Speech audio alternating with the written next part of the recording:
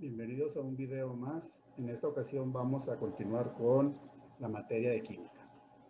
Para esta ocasión les estoy presentando una información que está extraída de un libro guía que es para presentar el examen del Colbach. Por lo tanto, está muy apegada a lo que les puedan preguntar a ustedes en ese examen.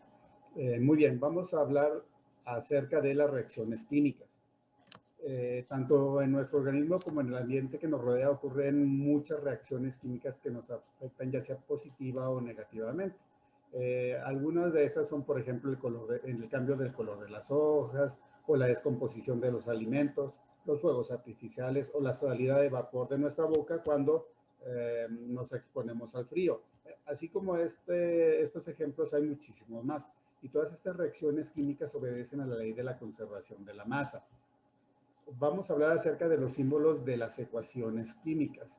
Las reacciones químicas que les está platicando se representan por medio de ecuaciones químicas que usan dos símbolos y fórmulas de las sustancias.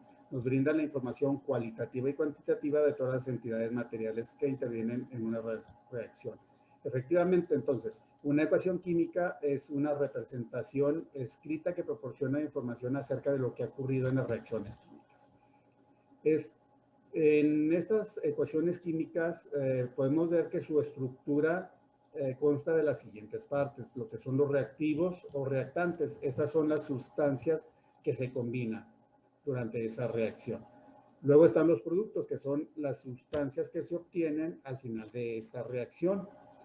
La flecha se interpreta en cómo produce, origina o da lugar a la dirección señalada hacia los productos.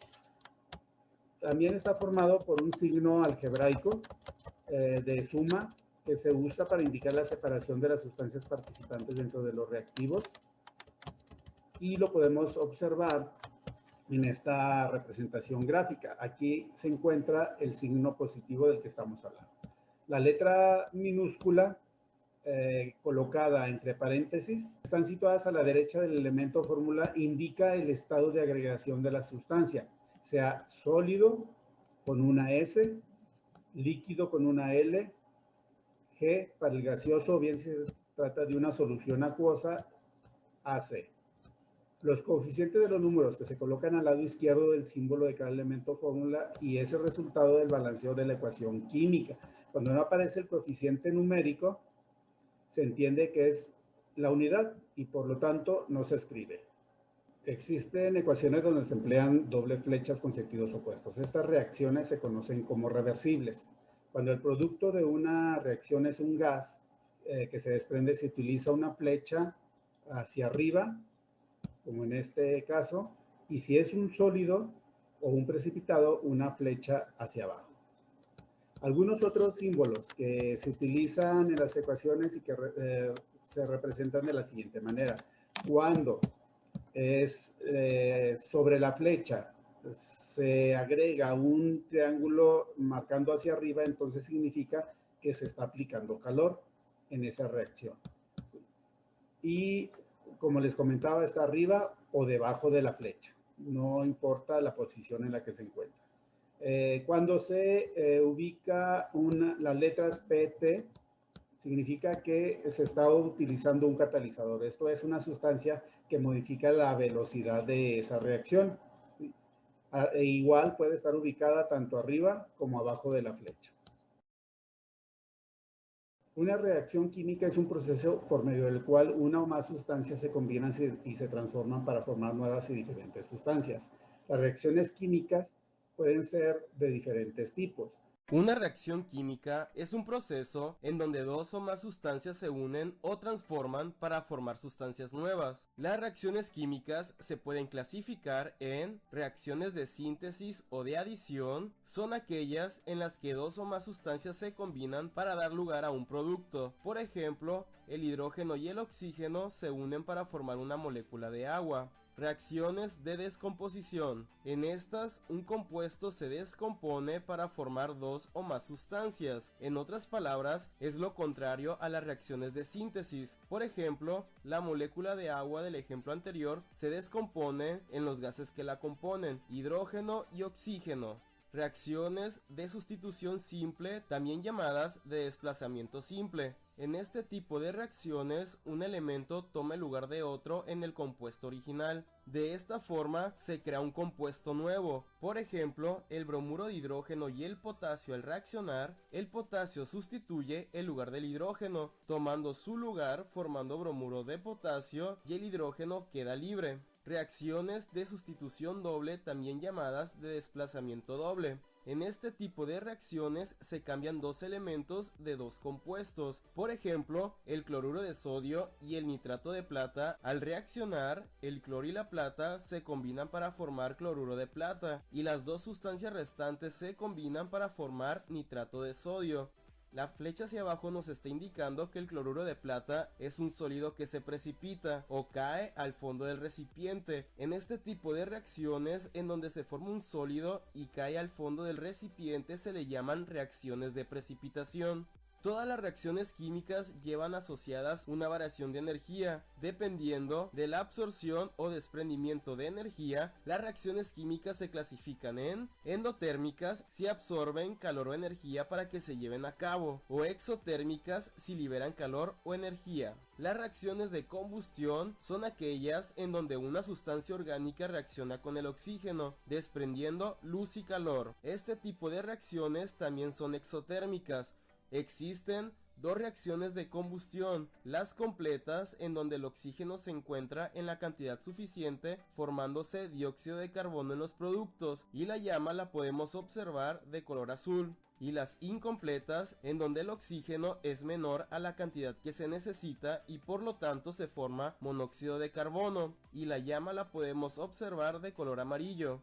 Las reacciones de neutralización se llevan a cabo cuando se mezcla un ácido fuerte, en este caso el ácido clorhídrico, y una base fuerte, por ejemplo el hidróxido de sodio, y como resultado tenemos una sal, cloruro de sodio, agua y se libera energía en forma de calor. Esto quiere decir que este tipo de reacciones son exotérmicas. Las reacciones iónicas son aquellas en donde se forman iones. Ocurren cuando en este caso el cloruro de sodio, que es una sal, se disuelve en un solvente, por ejemplo el agua. Al disociarse o separarse, los elementos que componen la sal quedan cargados eléctricamente, formando al ion sodio y al ion cloro. Las partículas cargadas positivamente se llaman cationes y las negativas aniones. Las reacciones óxido-reducción ocurren cuando en las reacciones químicas hay una transferencia de electrones y la sustancia química que gana electrones se reduce y la que pierde electrones se oxida. Las reacciones nucleares se llevan a cabo cuando interaccionan los núcleos de los átomos de los elementos químicos, liberando enormes cantidades de energía. Cuando se unen dos átomos se le llama fusión nuclear y cuando dos átomos se separan se le denomina fisión nuclear. Y por último, las reacciones, de acuerdo al sentido de la reacción, se pueden clasificar en irreversibles cuando el sentido de la flecha va en una sola dirección. Esto quiere decir que los productos formados no se pueden convertir en reactivos nuevamente, y las reacciones reversibles son aquellas en donde los productos formados pueden volver a convertirse en reactivos y el sentido de las flechas van en ambas direcciones. Ahora hablemos del balanceo de ecuaciones químicas. Las ecuaciones se balancean con la finalidad de buscar la igualdad entre los átomos de ambos lados de la ecuación mediante el empleo de coeficientes numéricos. Es importante recordar que los átomos tienen masa, por lo tanto, en una reacción la masa total de las sustancias reactivas es igual a la masa total de los productos y esto se cumple con la ley de la conservación de la materia. La ley de la conservación de la materia a menudo se aplica en las reacciones químicas básicas para explicar lo que pasa a nivel atómico durante una reacción, donde cada átomo presente al inicio de la reacción sigue presente al finalizar la misma. Existen varios métodos para el balanceo de ecuaciones y entre ellos destacan el método del tanteo y el método de óxido-reducción, que son de los que vamos a platicar enseguida. Vamos a iniciar con el método de tanteo, que es el más utilizado y el cual sí vamos a ver detalladamente en esta ocasión. En una ecuación química, el número de átomos de cada elemento en los reactantes debe ser igual al número de átomos de cada elemento en los productos. A este tipo de ecuación se le conoce como ecuación química equilibrada. Para lograr esto, se utiliza el método del tanteo, agregando coeficientes sumando subíndices para que sumen los mismos átomos antes y después de la reacción. ¿Cuáles son las reglas que se siguen para el balanceo por tanteo? Para balancear una ecuación química se coloca delante de las fórmulas unos números llamados coeficientes. Estos son los coeficientes.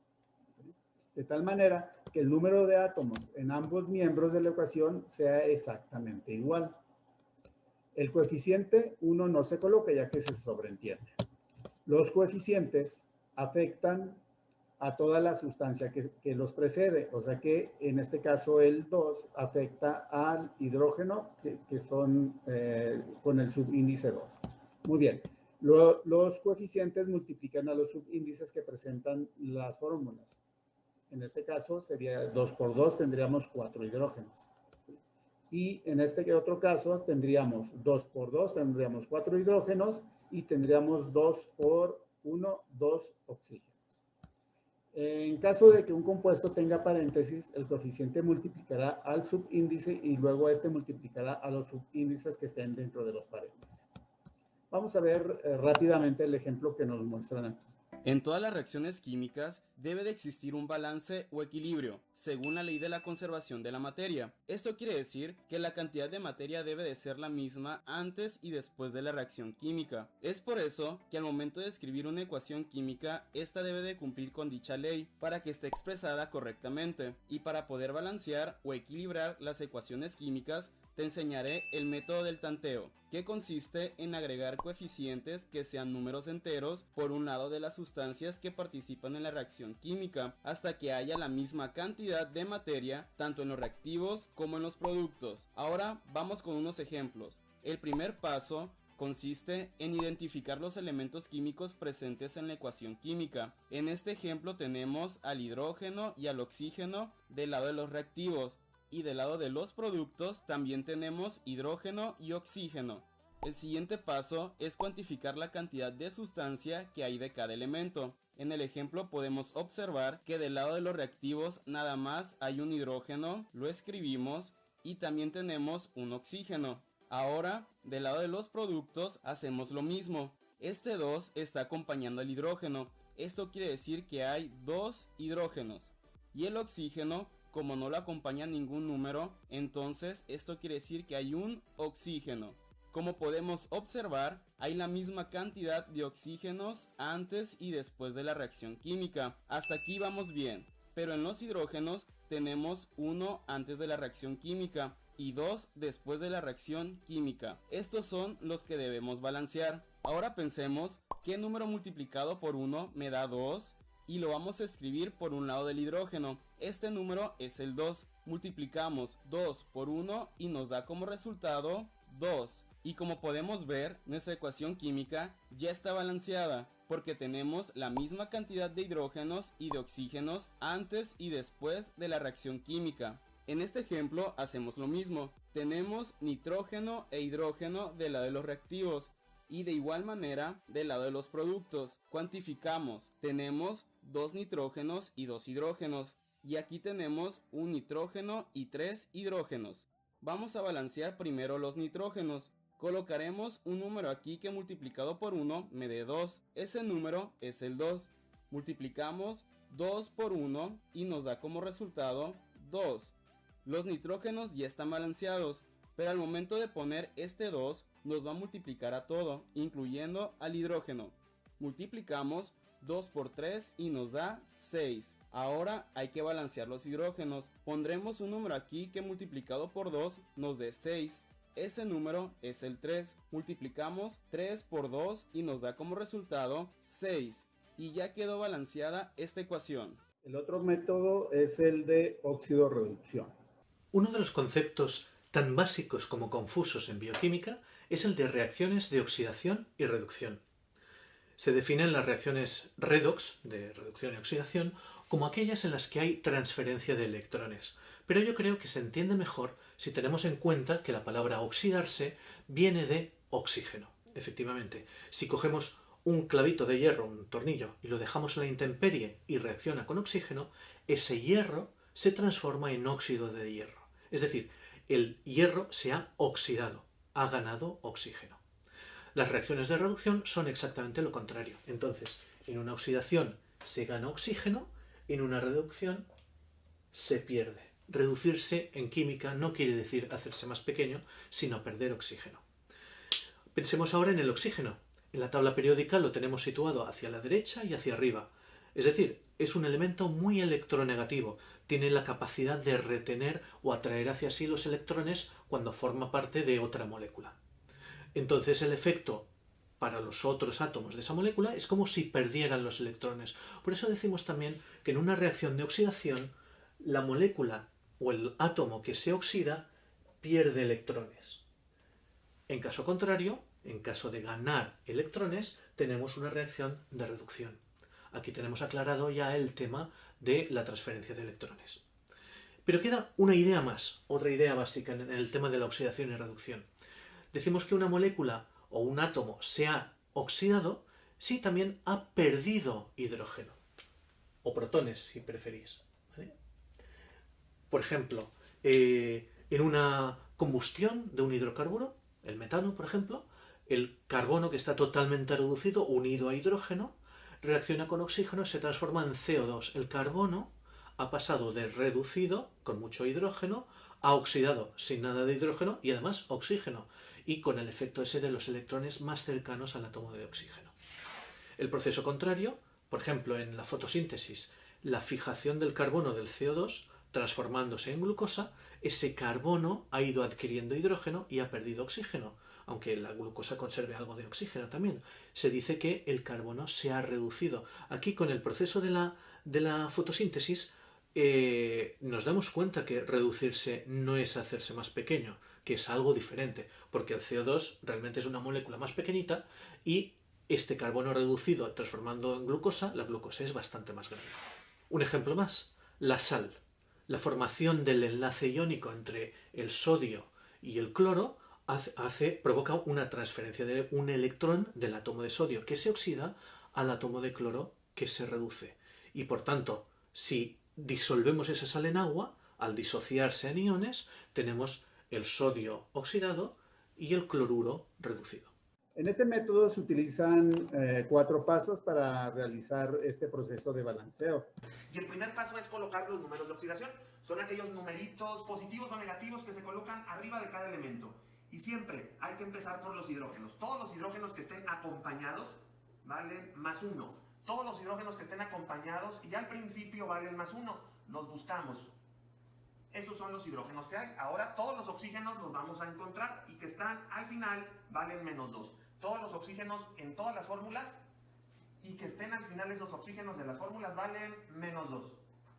Ahora ya que sabes que los hidrógenos valen más 1 y los oxígenos menos 2, vamos a encontrar a los que están solos. Por ejemplo, aquí hay uno solo. A veces puede no haberlo. En este caso el estaño está solo. No tiene un acompañante más. Por lo tanto vale 0. Ya no hay otro solo. Ahora vamos a deducir los que nos faltan. Por ejemplo, aquí nos falta el nitrógeno, pero hay 3 elementos. El agua ya está, el estaño ya tiene su número, aquí falta el elemento estaño también y el nitrógeno. Vamos a empezar por este porque el objetivo es de que esté equilibrado. ¿Qué quiero decir? Que lo de la izquierda sea igual que lo de la derecha. Es decir, si este oxígeno vale menos 2, entonces todo lo que está al principio vale positivo. Siempre todo lo del inicio es positivo. Y debe de equilibrarse. Entonces, ¿cómo obtengo menos 2 de manera equilibrada? Pues más 2. Y 2 menos 2 es 0. Por ejemplo, aquí ya tenemos el 0. En el agua, 1 por 2, multiplicas por el número de abajo. 1 por 2, 2, menos 2, 0. Ya están equilibrados. Acá tenemos que multiplicar el negativo por el numerito de abajo. 2 por 3, 6, negativo. Y le quitas 1, 2 por 3, 6. Y le quitas este 1, nos quedan 5. Y lo del medio también es positivo. Esto vale más 5. Ahora ya tenemos completo esta fórmula, el estaño, el agua, este último componente, falta el del medio. Y multiplicamos 2 por 3, nos da menos 6. Y 1 por 2 nos da más 2. Ya sabes que lo del medio debe de ser positivo. Entonces 2 más ¿qué número nos da 6? 2 más 4. Y comprobamos, 1 por 2 nos da 2. Más 4 nos da más 6. Y 2 por 3 negativo, menos 6. 6 menos 6, 0. Una vez hecho esto, vamos a checar quién de esos elementos aumentó y disminuyó. Es decir, los hidrógenos aquí valen más 1, más 1, más 1. Esos no cambiaron. Los oxígenos valen menos 2, menos 2, menos 2, menos 2. Esos no cambiaron. Pero, por ejemplo, el nitrógeno sí cambió. Lo vamos a colocar en nitrógeno de más 5. Al principio pasó al final como nitrógeno más 2. Eso cambió. Y disminuyó. Y siempre que haya uno que disminuya, generalmente hay uno que también lo hace, pero al revés, que aumenta. Y ese en este caso será el estaño. El estaño, puedes ver que aquí valía 0 y subió a estaño más 4. A esto se le llama semirreacciones. Esta disminuyó y esta aumentó. Y ahora en paréntesis vamos a colocar la diferencia. De 5 a 2 son 3 electrones. Y de 0 a 4 la diferencia es 4 electrones. Hay profesores que piden decir quién se oxida y quién se reduce. Bueno, lo que disminuye, por ejemplo, el nitrógeno de 5 a 2 disminuyó. Y lo que disminuye se dice en química que se reduce. Y lo que aumenta, por ejemplo, el estaño de 0 a 4, en química se dice que se oxida. El siguiente paso es escribir las mismas semirreacciones que están en color azul abajo, pero sin los numeritos de arriba. Es decir, sin el 5, sin el 2, sin el 0 y sin el 4. Es decir, el nitrógeno nos dio nitrógeno y el estaño nos dio estaño. Ya sin los números positivos y sin este 0. Y ahora los números de rojo los cruzamos. Fíjate, este 3 salió de los nitrógenos. De 5 a 2 hubo 3 y era de los nitrógenos. Estos números se cruzan. Este 3 que salió del nitrógeno ahora se pasa abajo al estaño y se pone al principio y en grande. Y vamos a tener 3 estaños y acá también colocamos 3 estaños. Y ya está balanceada esta semiecuación o semirreacción. Y este 4 de rojo que salió de los estaños ahora no va a ser de los estaños, va a ser de los nitrógenos. Entonces este 4 lo colocamos al inicio y ya vamos a tener 4 nitrógenos y 4 nitrógenos. Está balanceada a la izquierda y a la derecha, equilibrado todo. Ya que tenemos esos resultados, ahora yo te aconsejo que esta ecuación, la original, la de color negro, la reescribas. Yo, como puedo borrar fácilmente, borraré estos numeritos de arriba que ya utilizamos. Ya no los vamos a requerir en la siguiente parte del video. Una vez que ya tenemos escrita la ecuación original, estos números que acabamos de calcular los vamos a escribir en donde le corresponden para ir equilibrando la ecuación. Fíjate, este 4 es del nitrógeno primero y este es el nitrógeno primero, entonces vamos a colocar ese número 4. Y este 4 es del nitrógeno último y el nitrógeno último es este y siempre lo colocamos. Esos números siempre deben de ir al principio de la fórmula y en tamaño grande, no puedes meterlo exclusivamente para el nitrógeno. Va a afectar a toda esta fórmula en donde está el nitrógeno y también acá igual.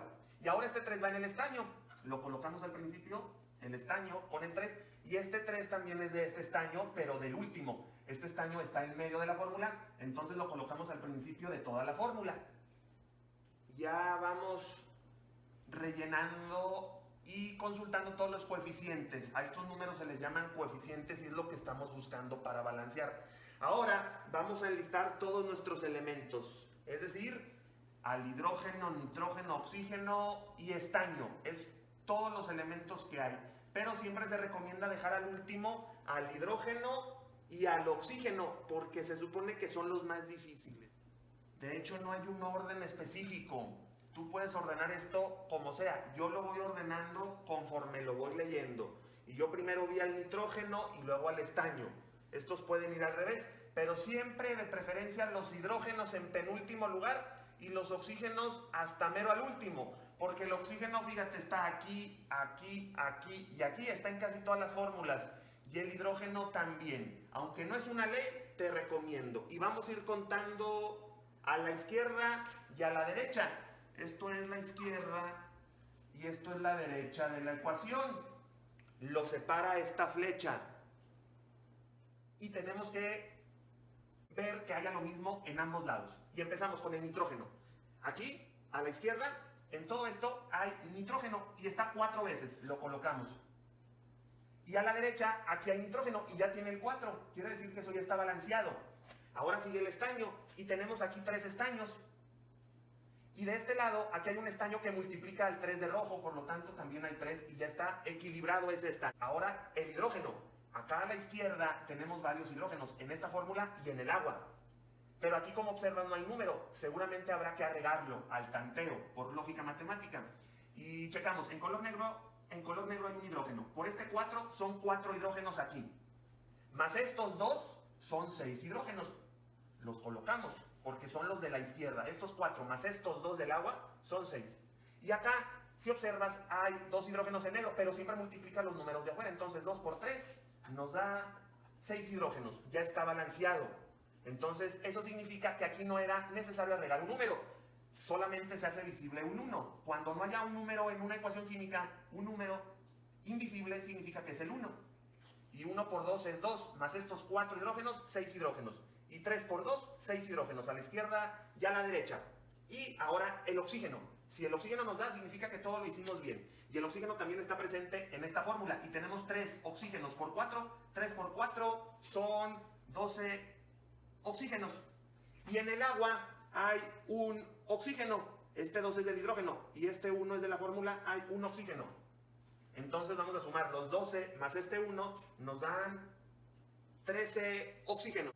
Y si checamos a la derecha, acá tenemos 3 oxígenos por 3, 3 por 3, 9. Y estos oxígenos que son 4, entonces 3 por 3, 9, más los 4 de la última fórmula, 9 más 4 nos da 13 oxígenos. Por lo tanto, los resultados al balanceo de esta ecuación, la respuesta final es 4, 3, 1, 3 y 4. Eso es el balanceo por el método de redox. Esta tabla es solamente para guiarnos, pero no es el resultado en sí. Por lo tanto, este es el equilibrio, ajuste o balanceo de la ecuación química. La termoquímica estudia los intercambios de energía que acompañan las reacciones químicas. Para expresar el calor liberado absorbido en un proceso a presión constante, los químicos utilizan una cantidad llamada entalpía, que se representa con el signo H. En la entalpía no se pretende conocer la energía de los productos o los reactivos, sino el cambio de calor de reacción. Hay varios tipos de entalpía dependiendo del momento del proceso en el que ocurren. Está la entalpía de la reacción y de la formación. Definimos la entalpía de reacción como el calor absorbido o desprendido durante una reacción química. Recordemos que cuando tenemos una reacción exotérmica, decimos entonces que el calor de la reacción se libera y es entonces indicado mediante un signo negativo, el valor del calor liberado. En cambio, cuando decimos que la reacción es endotérmica, recordemos que decimos que la reacción requiere calor, es decir, absorbe calor y ese calor transferido viene a ser positivo. Entendemos entonces por calor de reacción o entalpía de reacción el calor que se transfiere hacia o desde el medio ambiente en la transformación de reactivos o sustancias reaccionantes a unas condiciones dadas de temperatura y presión en los productos a dichos valores de temperatura y presión.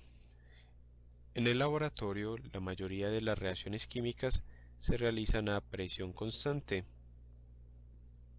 por lo que el calor transferido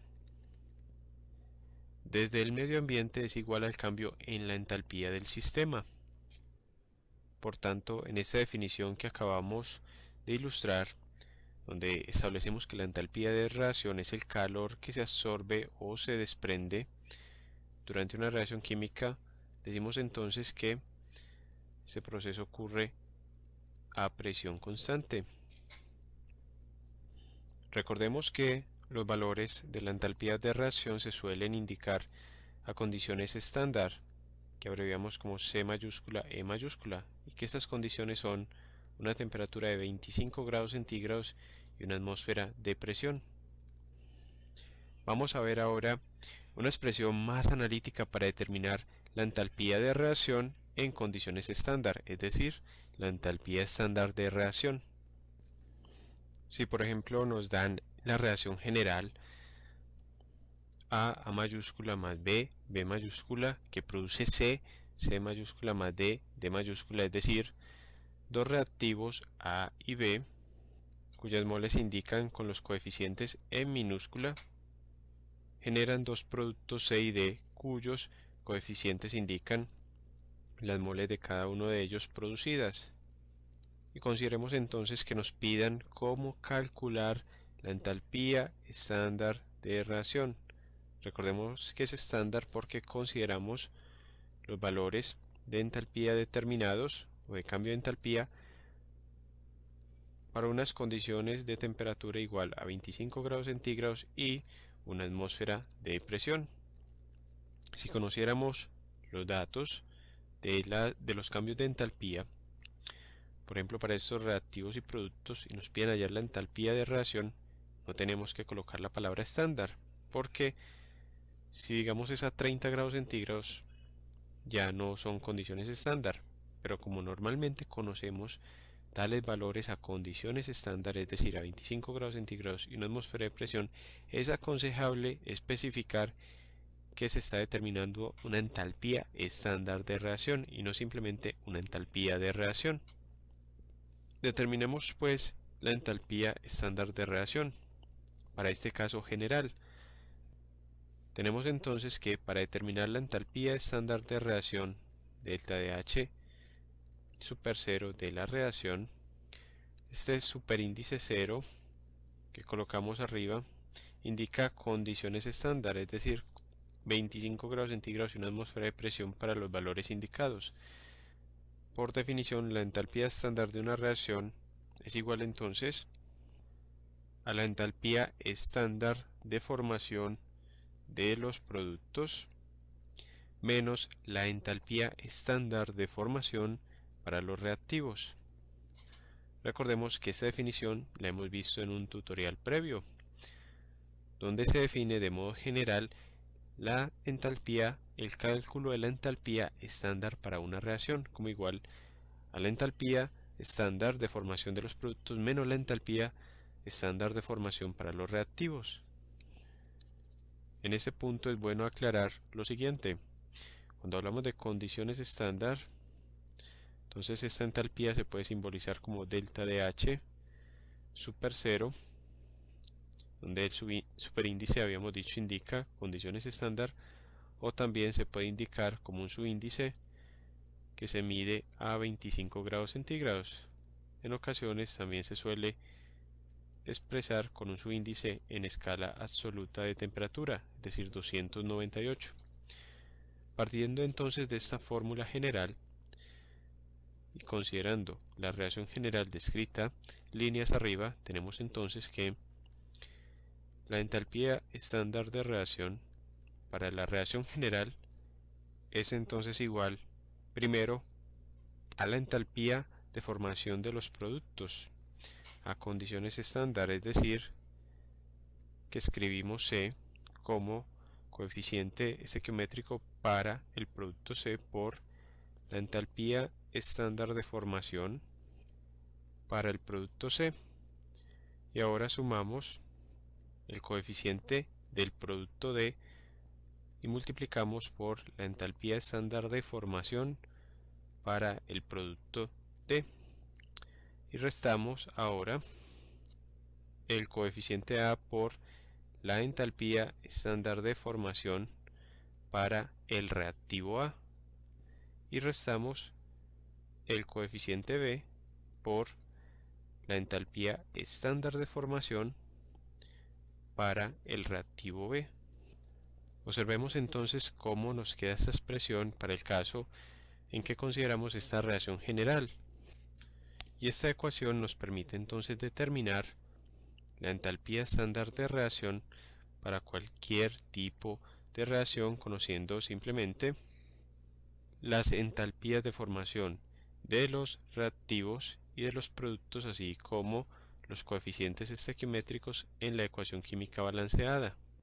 Decimos que la entalpía estándar de formación es el calor necesario para formar una mol de una sustancia a presión constante y a partir de los elementos que la constituyen. Como ejemplo tenemos entonces el siguiente.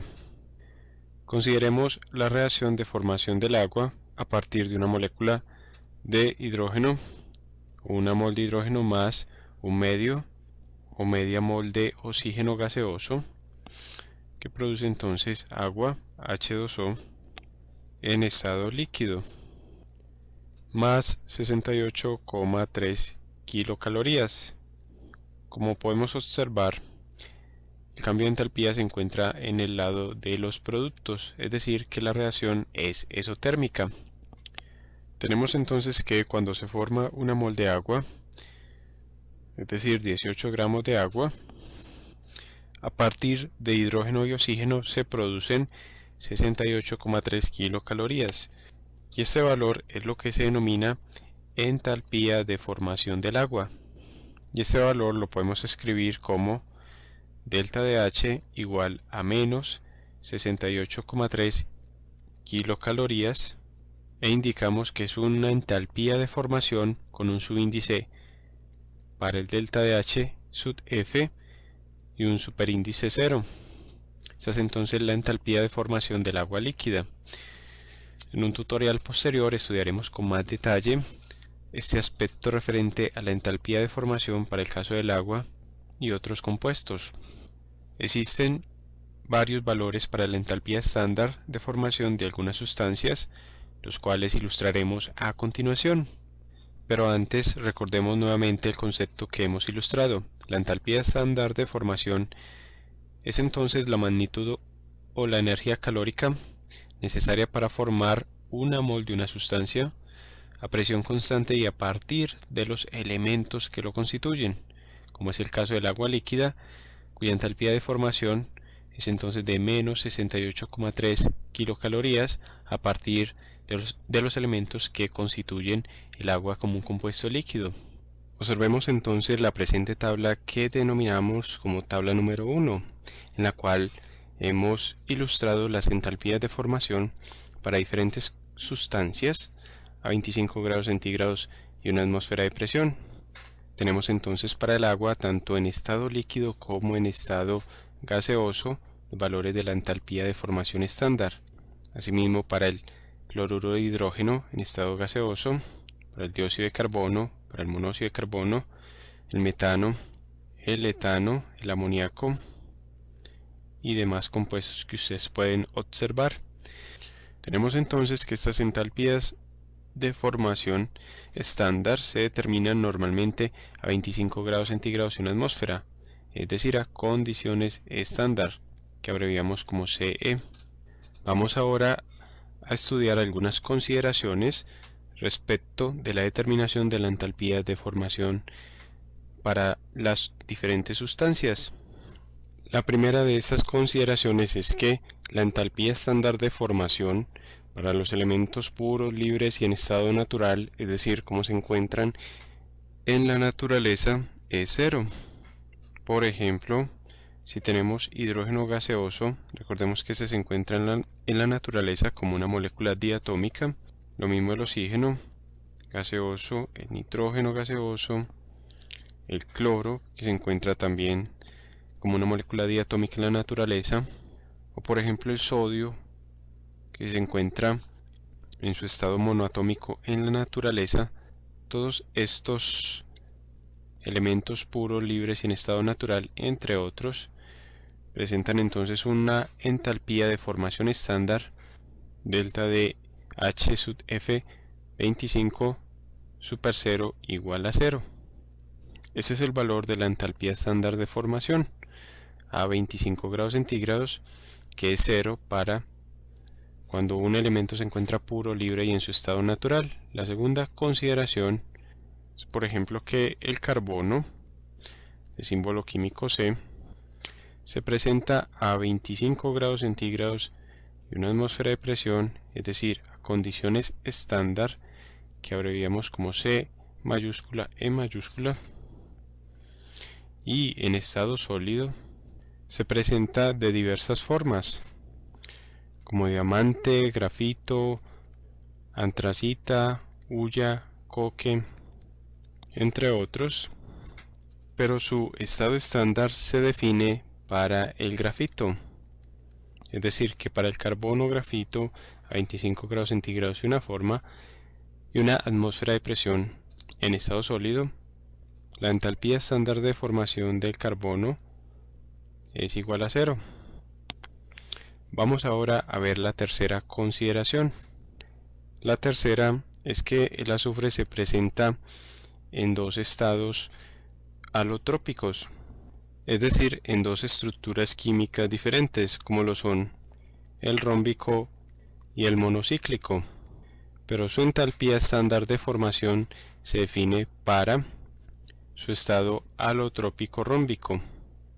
Es decir, que en este caso tenemos que, para el azufre en su estado rómbico, la entalpía estándar de formación a 25 grados centígrados es igual a 0. Continuamos con las reacciones exotérmicas y endotérmicas. Estas se manifiestan cambios de energía que puede ser absorbida o liberada en forma de calor, luz, electricidad y o mecánica, como ya lo vimos anteriormente. Como resumen, podemos decir que la reacción química endotérmica, ¿sí?, es aquella que absorbe calor. La energía de los productos es mayor que la energía de los reactivos. Se requiere energía para poder efectuarse. El calor de los alrededores debe fluir hacia el sistema y el valor delta H tiene el significado positivo. En cuanto a la reacción química exotérmica, es la que libera calor. La energía de los reactivos es mayor que la energía de los productos. La energía se desprende conforme se forman los productos. El calor fluye hacia afuera del sistema, es decir, hacia los alrededores, y el valor de entalpía tiene el signo negativo. La velocidad de las reacciones es variable, pues algunas son tan lentas como la oxidación de los metales y otras son tan rápidas como la del magnesio, que al agregarle unas gotas de ácido clorhídrico concentrado, reaccionan rápidamente transformándose en cloruro de magnesio con desprendimiento de hidrógeno y de calor. La cinemática química es la que se encarga del estudio de la rapidez con la que suceden las reacciones químicas.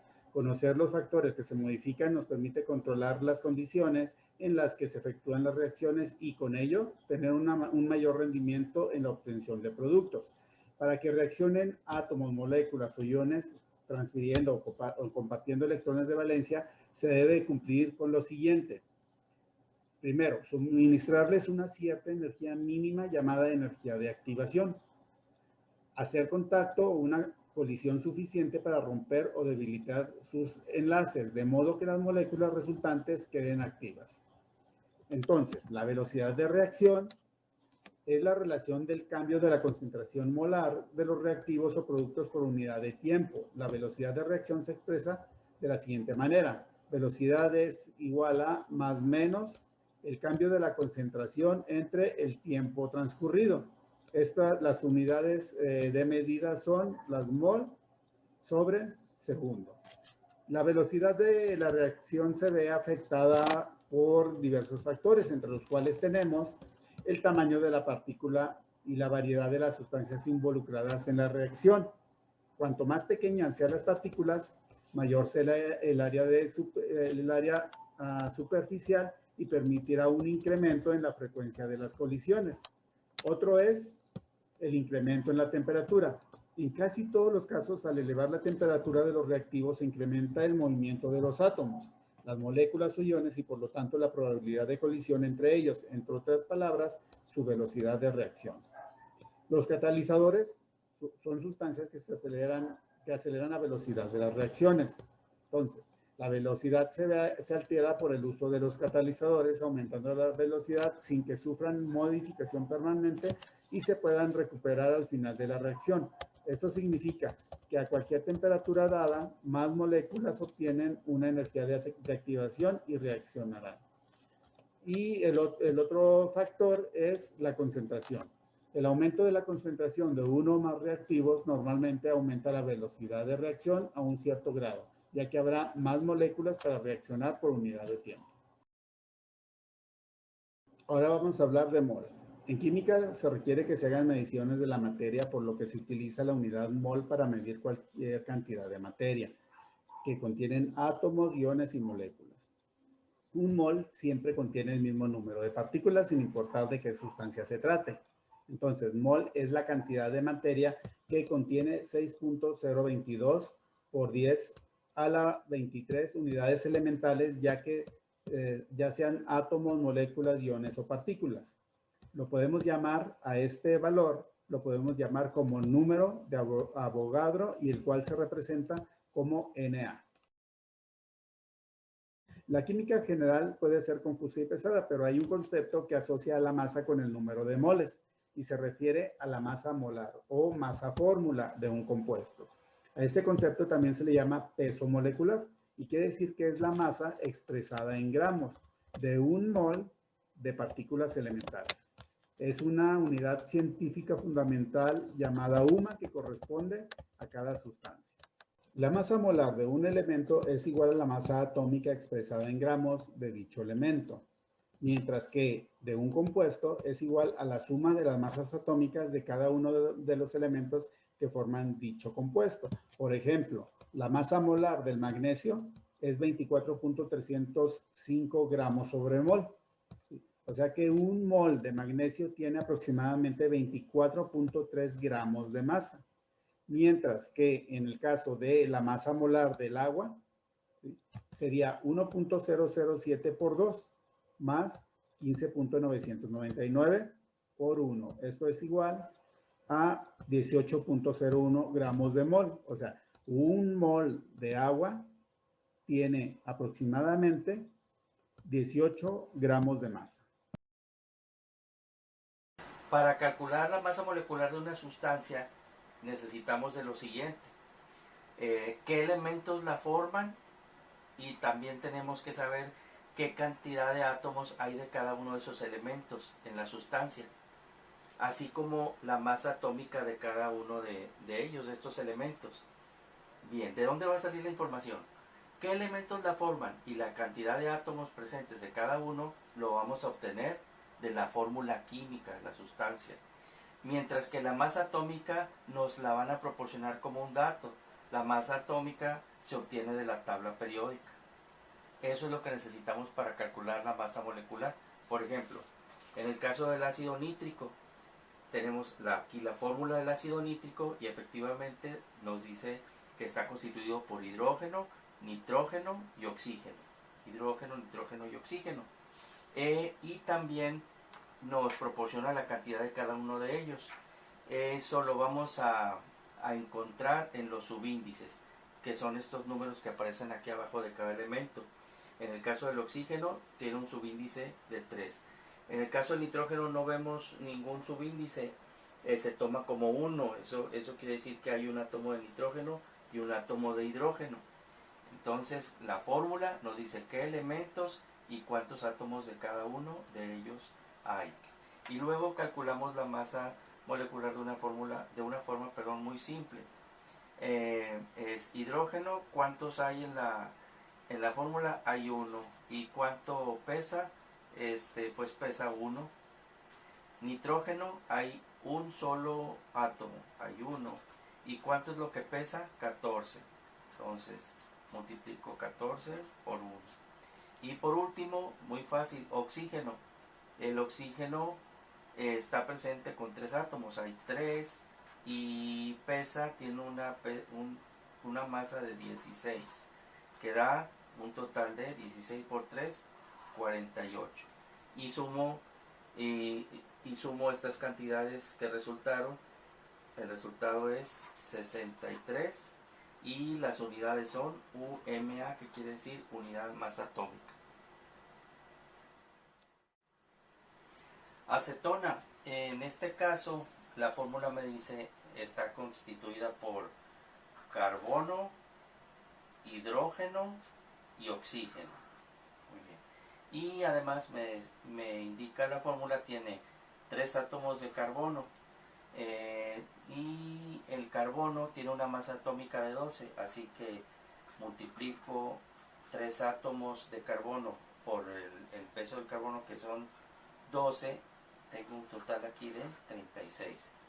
Hidrógenos tiene 6 y su peso es de 1, así que aquí tenemos 6 más. Y en el caso del oxígeno, como habíamos comentado, no tiene subíndice, eso cuenta como un oxígeno que tiene una masa o peso de 16, dando un total de la masa molecular de la acetona de 58 UMA.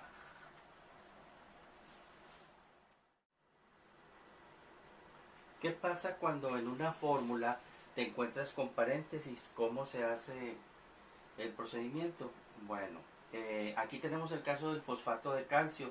Vamos a ver cuántos átomos hay de cada uno de los elementos. El fosfato de calcio está constituido por calcio, fósforo y oxígeno. ¿Cuántos átomos de calcio tiene? Tiene 3. 3 átomos de calcio. Y de fósforo, vemos que aquí no hay subíndice, entonces como lo habíamos visto hasta ahorita, sería un 1. Sin embargo, como hay un paréntesis y afuera tenemos otro subíndice que es el 2, ese 2 vamos a multiplicarlo por el 1 del fósforo, así que aquí hay 2 fósforos.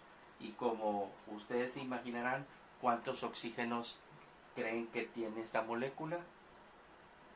Efectivamente son 2 por 4, hay 8 oxígenos. Eso es lo que se hace cuando te encuentres con paréntesis.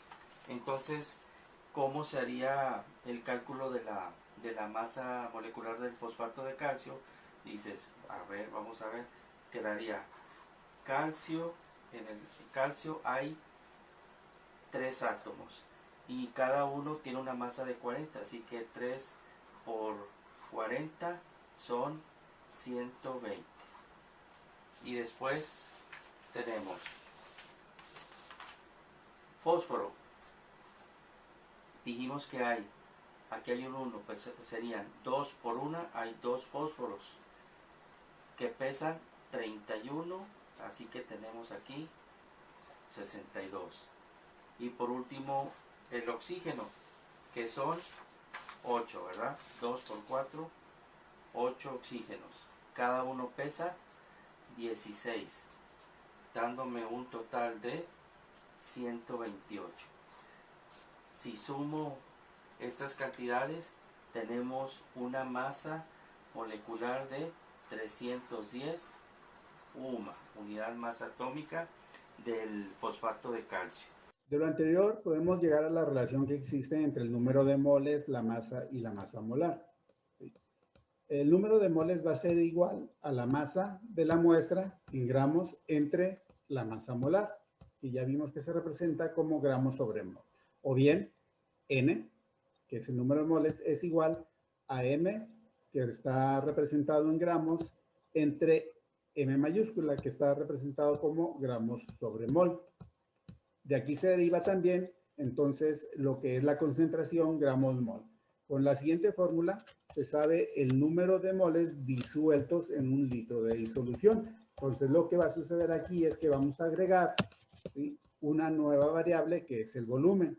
La fórmula sería N es igual a M entre PM por V, donde M es la masa, PM es el peso molecular, V es el volumen y N es la concentración molar, o sea, el número de moles. La estequiometría es la parte de la química que se encarga del estudio cuantitativo tanto de los reactivos participantes como de los productos en una reacción química. Está muy relacionado con lo que hemos estado viendo hace unos momentos. De esta manera, si conocemos la cantidad de reactivos que vamos a utilizar en un determinado proceso, podremos conocer la cantidad de productos.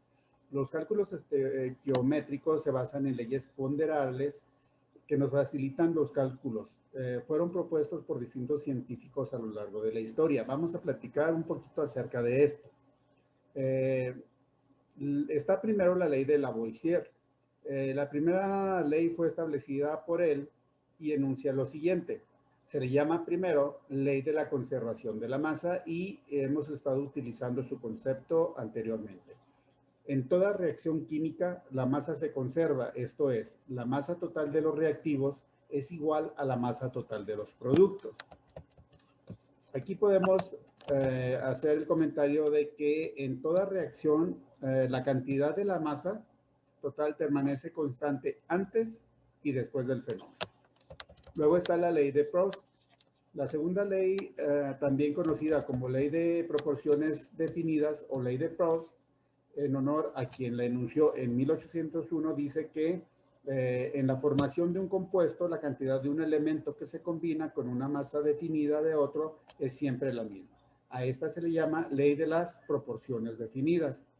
Y nos indica que en una reacción para obtener agua, La proporción de los átomos siempre será 2:1, es decir, por cada 2 átomos de hidrógeno habrá 1 de oxígeno. Enseguida platiquemos de la ley de Dalton, o la tercera ley, y que fue formulada por Dalton en 1808. Esta ley se llama de las proporciones múltiples. Cuando dos elementos reaccionan en más de una proporción para formar compuestos diferentes, la masa de uno de los elementos que se combinan con la misma masa de otro están en relación de números enteros pequeños. Por ejemplo, el nitrógeno se combina con el oxígeno para formar distintos compuestos, pero todos se encuentran en relación con números enteros. La cuarta ley recibe el nombre en honor al científico alemán Jeremy Richter, quien no formuló esta ley, pero propuso los antecedentes que le hicieron postular en 1972 y menciona lo siguiente. A esta ley se le llama ley de las proporciones recíprocas o de Richter-Wenzel. Las masas de dos elementos diferentes que se combinan con una misma cantidad de un tercer elemento guardan la misma relación que las masas de aquellos elementos cuando se combinan entre sí. Ejemplo, si por un lado combinamos 2 gramos de hidrógeno con 16 gramos de oxígeno y por otro lado 6 gramos de carbono y 16 gramos de oxígeno, podemos deducir que necesitaremos la misma relación si queremos combinar ahora carbono e hidrógeno, es decir, 6 gramos de carbón y 2 gramos de hidrógeno. Los pasos sugeridos para resolver problemas donde nos interesa conocer la cantidad o cantidades de sustancias que intervienen en una reacción química serían los siguientes. Primero, balancear la ecuación en el caso de que no lo esté. Luego, leer con atención el problema. Enseguida, identificar datos y las sustancias en cuestión. Después, establecer la relación y finalmente hacer las operaciones. De acuerdo con esto, se puede presentar 3 tipos de problemas, pero se sigue el mismo procedimiento de solución. En este video vamos a ver el tema de estequiometría. Es de moles a moles. Para ello el problema nos debe de dar una ecuación química o reacción como la que ves aquí en pantalla. Se caracterizan porque en medio tienen una flecha. Lo que está a la izquierda se llaman reactivos y lo que está a la derecha se llama productos. Y debe de estar balanceada. Y significa tener lo mismo a la izquierda que a la derecha. Aquí ya está eso hecho. Tenemos 4 aluminios y acá 2 por 2, 4 aluminios. 3 por 2, 6 oxígenos a la izquierda y a la derecha. 2 por 3, 6 oxígenos. El 4, 3 y 2 indican el balanceo. Vamos al enunciado del problema. El inciso A dice que calculemos los moles de oxígeno si se producen 25 mol de aluminio. Antes que nada identificamos las sustancias que nos da el problema. Nos pide calcular los moles de oxígeno. Esto es el oxígeno. Si tenemos cierta cantidad de aluminio, este es el aluminio. Entonces los moles se simbolizan en química con la letra N minúscula. Los ponemos debajo de eso y releemos el problema nuevamente. Dice que calculemos los moles de oxígeno. Quiere decir que esta va a ser nuestra interrogante. Si tenemos 25 moles de aluminio, lo pongo abajo del aluminio.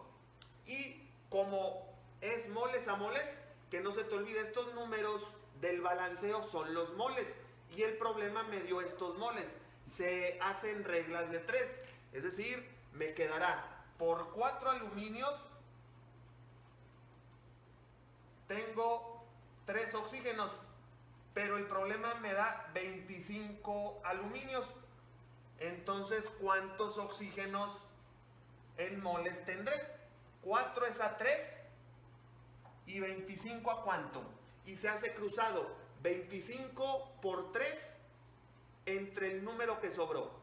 25 por 3 entre 4 de 18.75 moles de oxígeno. Esa es la respuesta para el inciso A. Ahora, el inciso B me dice, calcula los moles de óxido de aluminio. Identificamos la fórmula. El óxido de aluminio es el que tiene oxígeno y aluminio. Le pongo un punto para identificarlo. Me está pidiendo esos moles. Entonces, acá colocamos la interrogante. Si reaccionan una cantidad de 15 mol de oxígeno, identificamos el oxígeno y ponemos los datos. Los moles son 15 y ya tenemos la regla de 3. La colocamos. Dice que por 3 de oxígeno hay 2 de aluminio. El problema me pide 15. ¿Y cuánto me dará? Es decir, solamente bajé esos numeritos y multiplicamos cruzado. 15 por 2 entre 3. Y el resultado me da la cantidad de 10 mol o moles de ese componente que se llama óxido de aluminio. Y para terminar, otro inciso, nos pide determinar los moles de oxígeno. Ubicamos al oxígeno y colocamos la interrogante porque es lo que me está pidiendo el inciso C. Determina los moles de oxígenos si se produjeron la cantidad de 47 mol de óxido de aluminio. Entonces ahora es el oxígeno con el óxido de aluminio y bajamos esos numeritos. Me va a quedar que 3 oxígenos me dan 2. Aquí la interrogante y después del interrogante el 47 que me proporcionó el inciso C. Y multiplicamos cruzado. No puedo multiplicar 2 por el interrogante. Multiplico 3 por 47 y divido entre el número que sobró. 3 por 47 entre 2. Y me da la cantidad en moles de 70.5 mol de oxígeno. Esta es la respuesta al inciso C. Esto es la estequiometría de moles a moles. En este video vamos a ver el tema de estequiometría masa a masa. Es decir, pasaremos de gramos a gramos. El problema nos tiene que dar una reacción química o ecuación química. Recuerda que ello es todo lo que tenga una flecha en medio. Lo que está a la izquierda de la flecha se llaman reactivos y lo que está a la derecha se llama productos. Y esta ecuación química debe de estar balanceada. Este problema ya nos lo dio balanceada. Vamos a comprobar. Recuerda que lo de la izquierda debe ser lo mismo que lo de la derecha. Tenemos 2 sodios y 2 sodios. 2 por 2, 4 hidrógenos. Y a la derecha, 2 hidrógenos aquí, más estos otros 2, 4. Y 2 oxígenos en el agua, 2 oxígenos en este componente. Es decir, todo está bien, todo está equilibrado. Aquí los moles son 2, 2, 2. Y cuando no haya un número, se supone que hay un 1. Yo lo hago visible. Y el problema dice lo siguiente. Podemos leerlo aquí en la parte de la barra azul en pantalla. Dice que tenemos sodio metálico que reacciona para producir 7.81 gramos de hidrógeno. Entonces, el problema relaciona al sodio con el hidrógeno. Debemos de identificar primero los elementos que nos van a servir. Esto es el sodio y esto es el hidrógeno. Obviamente esto es el agua. El problema no menciona al agua y este componente se llama hidróxido de sodio. Tampoco lo menciona hasta el momento. Entonces vamos a colocar los siguientes datos. Siempre en estos problemas de estequiometría vas a poner la masa, que son los gramos, el peso molecular y la N significa moles. La masa, el peso molecular y los moles. Y es muy importante este orden. Los puse abajo del sodio y abajo del hidrógeno porque, te repito, el problema me hace referencia a esos compuestos. Y el único dato que da el problema son que hay 7.81 gramos de hidrógeno. Entonces los gramos son la masa. 7.81 gramos de hidrógeno. Y nos pide cuántos gramos de sodio se necesitarán. Entonces esta va a ser la incógnita, lo que vamos a buscar en el problema, la masa de sodio. Antes que nada, tenemos que sacar los pesos moleculares, el PM de los dos componentes. Vamos con ello. Entonces, fíjate, para eso es la fórmula de color negro. Aquí, este 2 de rojo no me va a servir ya. El sodio solamente está presente una vez, el Na. Entonces, en mi tabla periódica, podemos ver ahí en color rosa que el sodio vale 23, aproximadamente 23. Entonces, ese es el peso molecular del sodio. Ahorita las unidades no me interesan, también son gramos sobre mol, lo dejo como 23. Ahora, el peso molecular del hidrógeno, de la fórmula en color negro. Este 1 de rojo no me sirve. Y podemos ver que en color negro hay 2 hidrógenos. Entonces multiplicaríamos 2 por lo que me indique la tabla periódica en color rosa para el hidrógeno.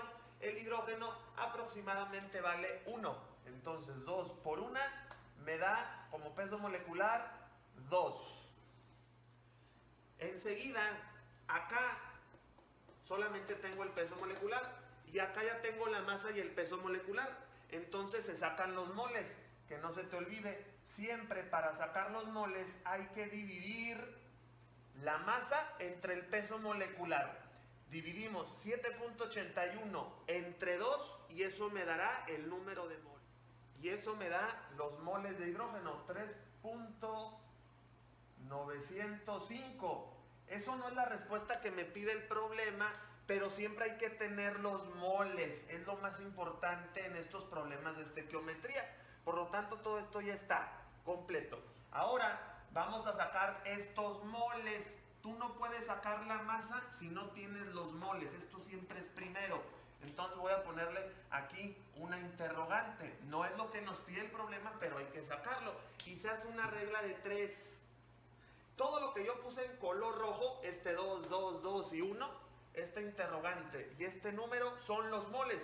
Entonces la regla de 3 me quedaría que en el sodio tengo 2 moles y después de la flecha en el hidrógeno tengo 1 y acá está la interrogante abajo del 2 y después de la flecha abajo del 1 en color rojo está 3.905 y ya se formó la regla de 3. Una regla de 3 es una expresión matemática que contiene 3 datos y que me va a dar el cuarto dato y multiplicamos cruzado 2 por 3.905 y dividimos entre el número que sobró, entre 1. Y eso me da la cantidad de 7.81 moles de sodio. Ya con esto podemos calcular el número de masa. Vamos a aplicar la siguiente ecuación. Fíjate, si tú quieres masa, vas a multiplicar el peso molecular por los moles. Es decir, la masa es igual a los moles, 7.81 por el peso molecular, que son 23. 7.81 por 23 me da como resultado ya final la cantidad de 179.63 gramos de Na, de sodio. Esta es la respuesta de estequiometría, de masa a masa. El problema nos daba una masa, pasamos a moles y llegamos nuevamente a masa. Hoy voy a grabar un nuevo tutorial para ti con este capítulo de la estequiometría que dice volumen, volumen.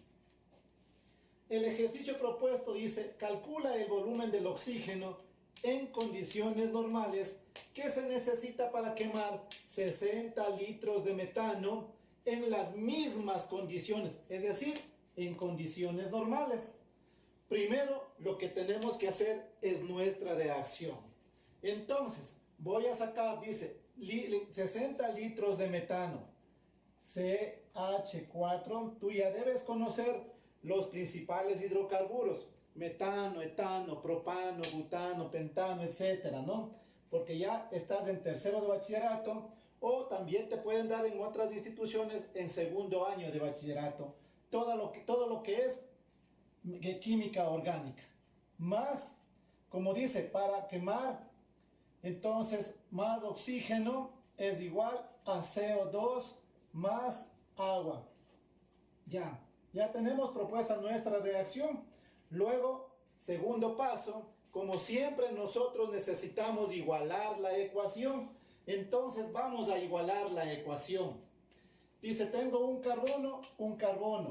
Tengo 4 hidrógenos para tener acá. Deberé ponerle 2 por 2, 4 hidrógenos. Luego voy a igualar los oxígenos. Tengo 2 aquí en el anhídrido carbónico y más 2 en el agua, 4. Deberé poner 2 moles de oxígeno para poder igualar y ya tengo 4 oxígenos, es decir, ya tengo nivelada la ecuación. Ahora sí vamos al desarrollo del ejercicio. La verdad que este ejercicio es muy fácil, vas a ver cómo te voy a desarrollar. Dice, calcula el volumen del oxígeno. Vamos a calcular el volumen del oxígeno. No sabemos. En condiciones normales que se necesita para quemar 60 litros de metano. 60 litros de metano. Ya. De acuerdo a esto dice, en las mismas condiciones, pero en condiciones normales. Vamos a empezar a desarrollar.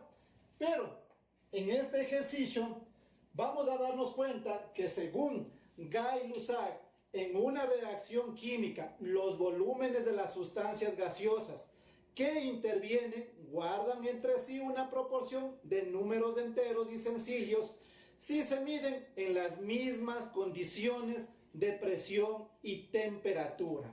Esto quiere decir, joven o señorita estudiante, que aquí, en lugar de decir nosotros 1 mol de metano, 2 moles de oxígeno, 1 mol de anhídrido carbónico y 2 moles de agua, podemos decir 1 litro de metano más 2 litros de oxígeno más 1 litro de anhídrido carbónico y más 2 litros de agua. Eso quiere decir según la ley de Gay-Lussac.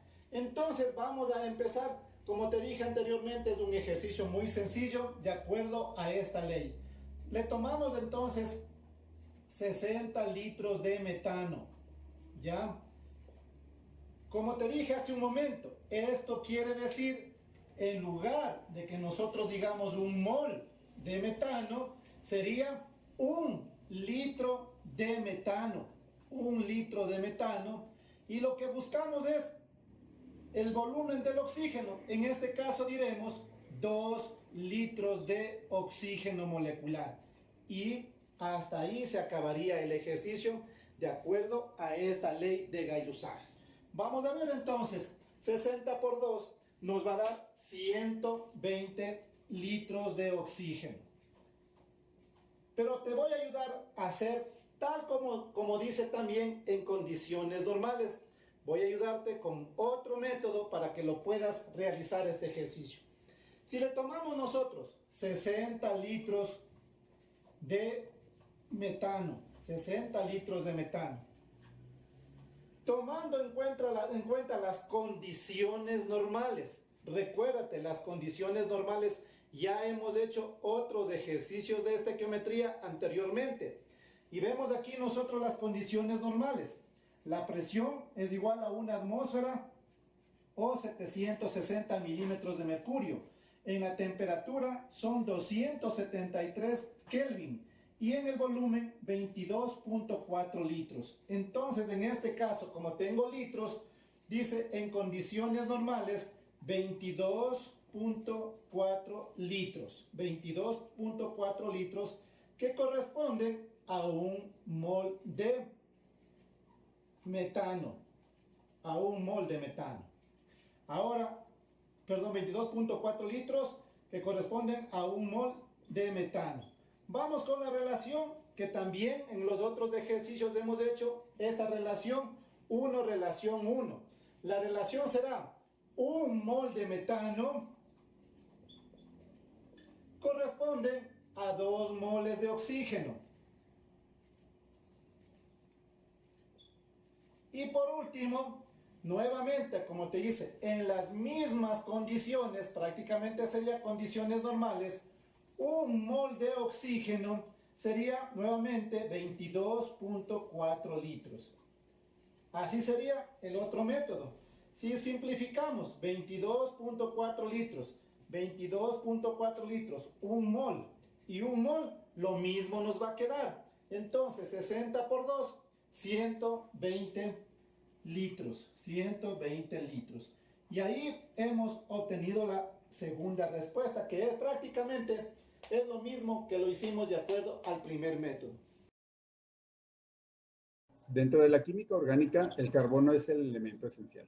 La química orgánica es la encargada de estudiar los compuestos del carbono, con excepción de los carbonatos, bicarbonatos, cianuros y algunos otros compuestos sencillos. La química orgánica se encarga del estudio del carbono y sus derivados. Por ejemplo, la elaboración y estudio de medicamentos, plásticos, materiales de construcción, etc. Esta incluye en convertir materiales naturales en artificiales. Solo si contiene carbono puede entrar dentro de la ciencia de la química orgánica. Por eso se le llama química del carbono. Los compuestos orgánicos están formados por cadenas cuyo principal elemento es el carbono. Actualmente se le conoce como química del carbono. Vamos a empezar a platicar acerca del carbono. Es un elemento químico de número atómico 6, con masa atómica 12,01 y símbolo C. Es un no metal sólido que es el componente fundamental de los compuestos orgánicos y tiene la propiedad de enlazarse con otros átomos de carbono y otras sustancias para formar un número casi infinito de compuestos. En la naturaleza se presenta en tres formas: diamante, grafito y carbono amorfo o carbono. Existe una gran cantidad de compuestos orgánicos que son muy numerosos, sobre 10 millones aproximadamente, comparados con los compuestos inorgánicos. Esta diferencia tiene su origen en la gran capacidad del carbono para asociarse consigo mismo, formando cadenas y anillos con ramificaciones. Ante esta situación, es necesario clasificarlos como sigue: por cadenas de carbono. Por ejemplo, están las alicíclicas, que son cadenas abiertas. Dentro de las cadenas abiertas se clasifican como saturados o insaturados. Dentro de los saturados son con cadena sencilla y arborescente. De igual manera, en cuanto a insaturadas, están con cadena sencilla o arborescente. ¿Qué es arborescente? Cuando el carbono se combina con el mismo, ¿sí?, formando ramificaciones. Luego, en cuanto a las cíclicas o las cadenas cerradas, ¿sí?, se clasifican en homocíclicas y en heterocíclicas. Las homocíclicas son saturadas e insaturadas. Las saturadas también se van a clasificar como sencillas y arborescentes. Asimismo, las insaturadas. En cuanto a las heterocíclicas, también se pueden clasificar en saturadas e insaturadas, y cada una de estas en sencillas o arborescentes. Pues bien, los hidrocarburos son compuestos orgánicos sencillos, formados exclusivamente por carbón e hidrógeno. Sus cadenas pueden ser abiertas o cerradas, saturadas o insaturadas, y lineales o ramificadas. Los hidrocarburos se clasifican en alcanos, alquenos y alquinos. Dentro de la clasificación de saturados se encuentran los alcanos, también llamados hidrocarburos saturados o parafinas.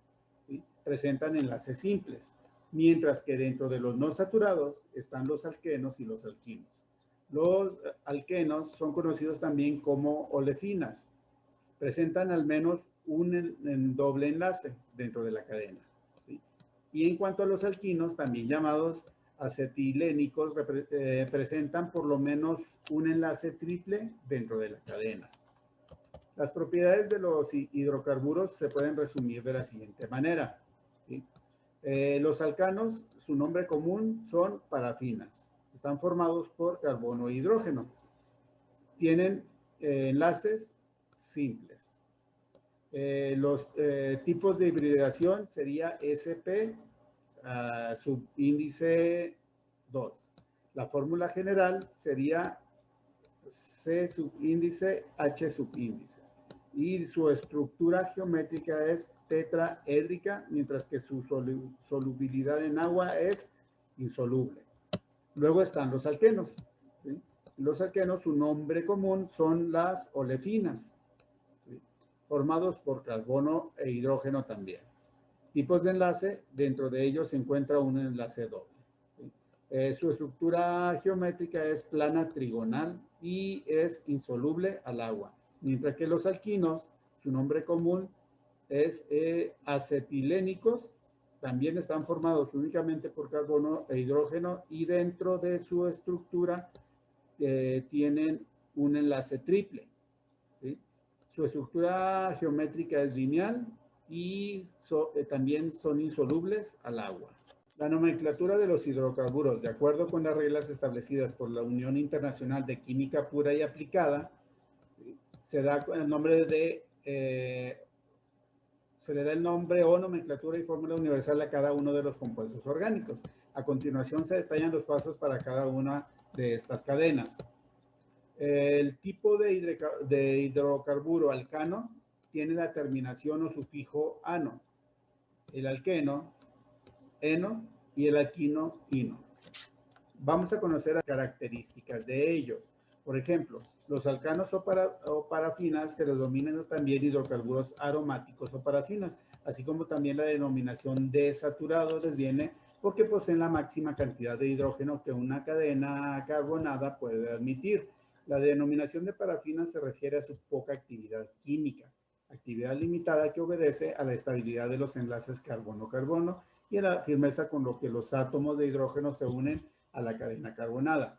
Todos los enlaces dentro de la molécula de alcano son del tipo simple. En la reacción se libera una gran cantidad de calor. Los alquenos son hidrocarburos alifáticos que poseen un doble enlace entre dos átomos de carbono consecutivos. El doble enlace es un punto reactivo o un grupo funcional y es el que determina principalmente las propiedades de los alquenos. Luego están los alquinos, que son hidrocarburos alifáticos que poseen el triple enlace entre dos átomos de carbono adyacentes. El triple enlace es un punto reactivo o un grupo funcional y es el que determina principalmente las propiedades de los alquinos. Los alquinos también se conocen como hidrocarburos acetilénicos debido a que el primer miembro de esta serie homóloga es el acetileno o etino. Y esto entonces presentan un enlace triple. ¿Cuál es la diferencia entre ellos tres? ¿Sí? Alcanos, enlaces simples, alquenos, enlace doble, alquinos, triple enlace. Finalmente están los hidrocarburos aromáticos. Como su nombre lo dice, los hidrocarburos aromáticos se caracterizan porque muchos de ellos despiden aromas y presentan propiedades químicas específicas. Una de las características es la presencia del anillo de 6 carbonos con 3 dobles enlaces alternados que corresponden al compuesto 1,3,5 ciclohexatrieno, mejor conocido como benceno. En el gráfico se observa cómo tienen dobles enlaces múltiples. El benceno y sus derivados tienen grandes aplicaciones. Ejemplos de ello son la base para pinturas, las fibras textiles, los aditivos, los conservadores, entre otros. Respecto a las propiedades de los grupos funcionales orgánicos, podemos decir que un grupo funcional es un conjunto característico de átomos que se presenta en un conjunto de sustancias que tienen propiedades distintas. El conjunto de sustancias que presenta un mismo grupo funcional en su estructura recibe el nombre de función química. Los grupos funcionales son moléculas que se unen a un hidrocarburo y le dan propiedades únicas. Debido a la gran cantidad de grupos funcionales, es que existe también una nomenclatura especial para ellos. Los grupos funcionales están en orden de importancia, que se refiere fundamentalmente a la reactividad de estos. Así, los ácidos carboxílicos son mucho más reactivos que los alcoholes, y estos que los éteres. Los primeros 5 grupos que estudiaremos a continuación tienen en común el carbonilo, y por esto son más reactivos que todos los que le siguen en importancia. Para comenzar, los ácidos carboxílicos son grupos funcionales que se encuentran siempre al inicio o al final de una cadena. Esto quiere decir que es una función terminal. Es la función más importante y por lo tanto se nombra por sobre todas las demás funciones que puedan encontrarse en la molécula. Son a su vez ácidos orgánicos relativamente fuertes, aunque el hecho de que tengan constantes de acidez implica un equilibrio no 100% desplazado. Para nombrarlos usaremos el prefijo ácido y el sufijo oico. Por ejemplo, el ácido acético o ácido etanoico. Ahora pon atención al recuadro que está en la molécula del ácido etanoico. El carbono con un doble enlace a un oxígeno es el carbonilo, y por sus características de diferencia de electronegatividad, le da una polaridad que lo hace ser muy reactivo y por lo tanto le da importancia al grupo funcional en la molécula. Los ésteres también contienen carbonilo, pero a diferencia de los ácidos, son una función intermedia, es decir, interrumpen una cadena. Son responsables del sabor y olor de muchas frutas y también son los principales constituyentes de las ceras, detergentes y jabones. Los nombraremos con el sufijo ato a la cadena principal, luego de y luego la cadena secundaria con el sufijo hilo, de la siguiente manera. La cadena principal es la que contiene el carbonilo, es decir, la de la izquierda. Y al tener solo dos carbonos, la llamamos etanoato. La cadena de la derecha, que es la secundaria, tiene 3 átomos de carbono y ningún doble o triple enlace, por lo tanto la llamamos propilo. Finalmente el nombre será etanoato de propilo. Acá podemos ver su estructura tridimensional.